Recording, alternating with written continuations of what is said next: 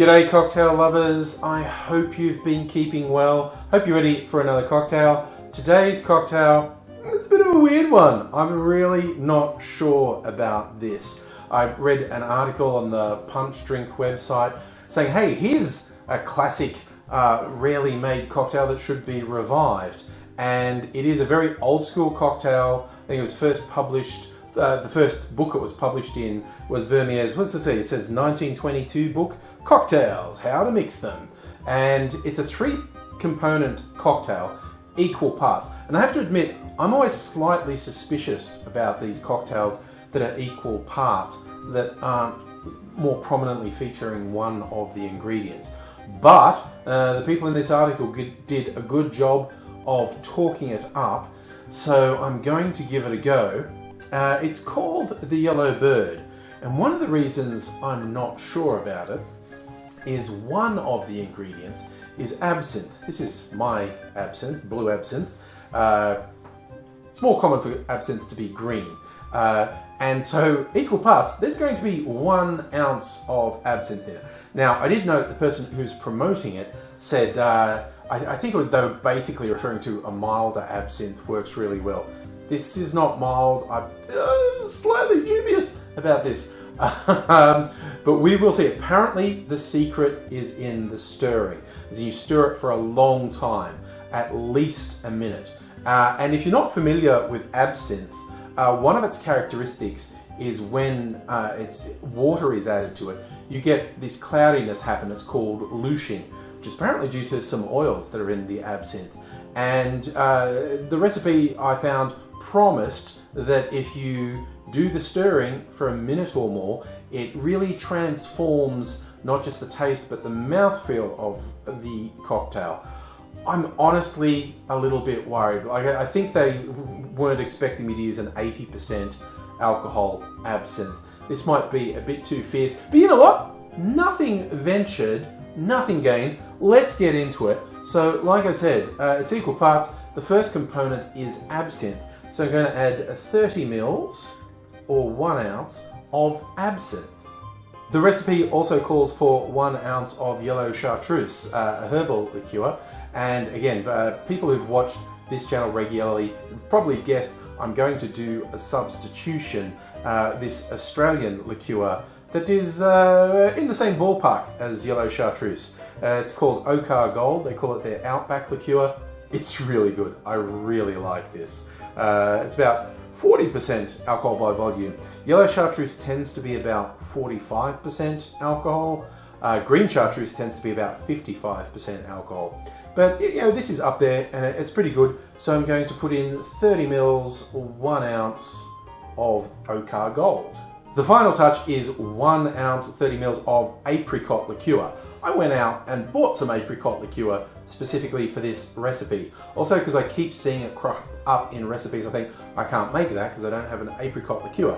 Now I do. This rather interesting bottle. It's made in Croatia by the same people who make the, I was going to say cherry hearing. It's not cherry hearing, it's maraschino liqueur that I have that is in a rather 70s looking bottle. They seem to love having unusual bottles, these makers.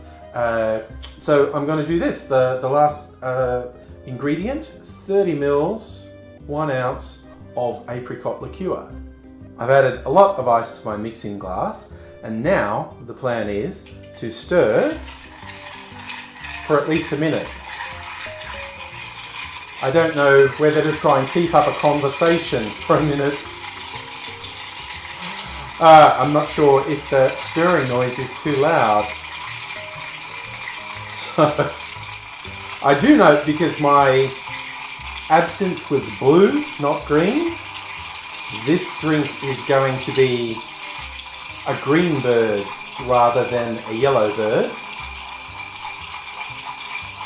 But that's something I'll have to live with.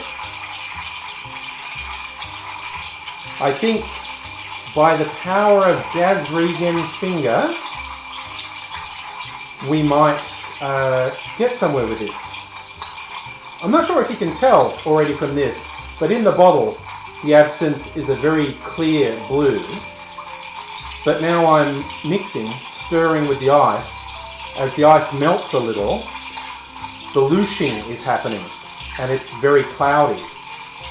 That is what happens with absinthe. Like one of the real traditional ways to have absinthe is to have this complicated apparatus that drips chilled water over a sugar cube into your absinthe, and you dilute it to your preference, and that creates looshing in the absinthe as well.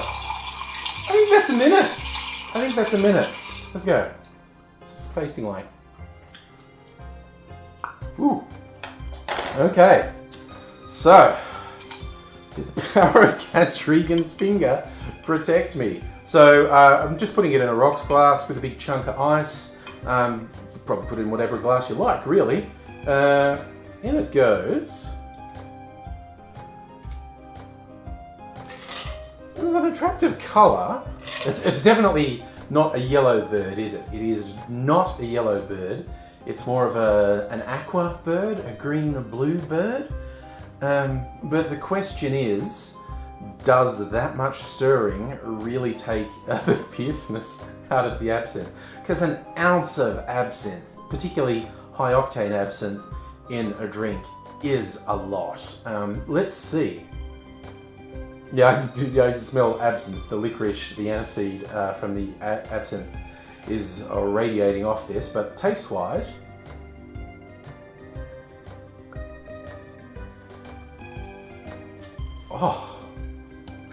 oh, that's actually worked. It's really interesting. You wouldn't be able to see it from there, but across the surface of the ice cube in here, I can see it sounds unattractive to say it looks like an oil slick, but there is a sheen from the oils in the absinthe. No mistaking, this is a strong drink.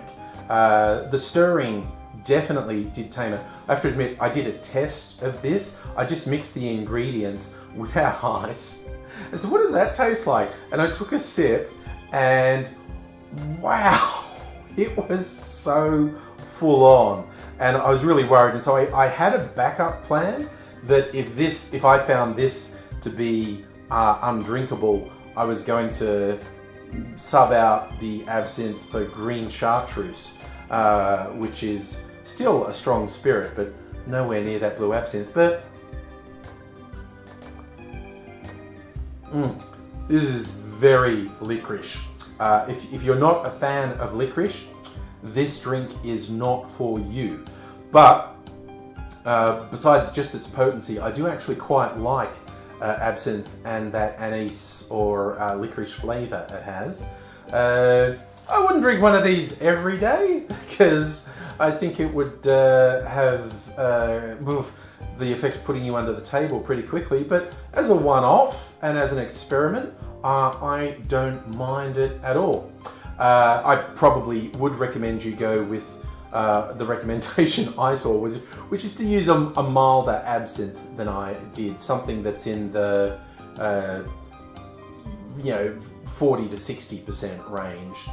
That's a common range for absinthe. It tends to be higher alcohol content than most spirits, but most commercially available absinthes are like 60% or under. And if they're green and you did the mixing, you would get the yellow bird look, as opposed to me, who had a blue absinthe. So I've ended up with this green bird. But I'm not complaining. I'm going to sip this rather slowly over an extended period of time, I think.